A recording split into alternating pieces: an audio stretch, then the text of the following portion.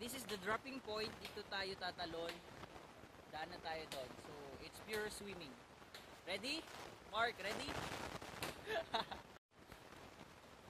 Ready? Go!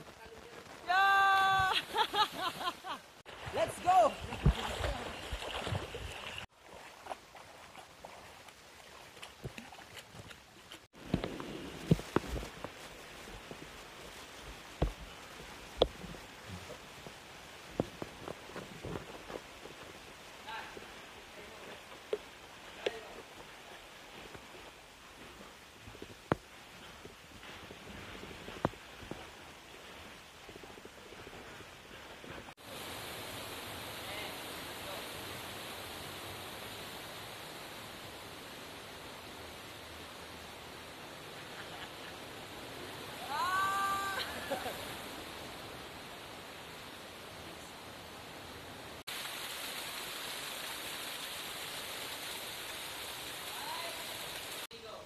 Lipit, Cagayan!